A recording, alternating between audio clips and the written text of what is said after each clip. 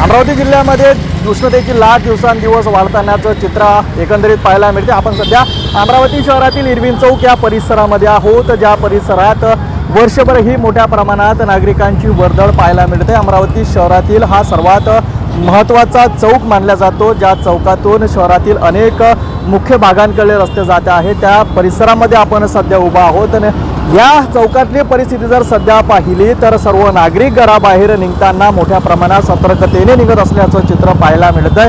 अमरावती जिल्ह्याचं तापमान जर सध्याचं एकंदरीत पाहिलं तर 46 अंशापार आता अमरावती जिल्ह्याचं तापमान गेलेलं आहे, ज्यामुळे नागरिकांना मोठ्या प्रमाणात या उन्हाच्या चटक्याची त्रास सहन करावा लागत आहे। मोठ्या प्रमाणात अमरावती जिल्ह्यामध्ये सध्या 15 उष्माघाताच्या रुग्णांची नोंद सुद्धा करण्यात आलेली आहे, ज्यामुळे प्रशासनाने नागरिकांना अनेक आव्हानं केली आहे, ज्यामध्ये काम असेल तरच घराबाहेर पडावे, अन्यथा घराबाहेर पडणे टाळावे, जास्तीत जास्त पाणी प्यावे, ज्यामुळे उष्माघाताचा धोका कमी होईल। असे अनेक आव्हाने जे आहेत ते प्रशासनाच्या वतीने करण्यात आलेले आहेत आणि आणखी काही दिवस जे आहे अमरावती जिल्ह्यामध्ये उष्णतेची लाट कायम राहणार असल्याचं सुद्धा हवामान विभागाच्या वतीने सांगण्यात आलेलं आहे, ज्यामुळे सर्व नागरिकांनी आपल्या आरोग्याची काळजी घेण्याची गरज अमरावती जिल्ह्यामध्ये अत्यंत भासत असल्याचं चित्र पाहायला मिळतंय। कॅमेरा पर्सन सोबत मी रोहित काळे, पाहत राहिलेस मराठी, अमरावती।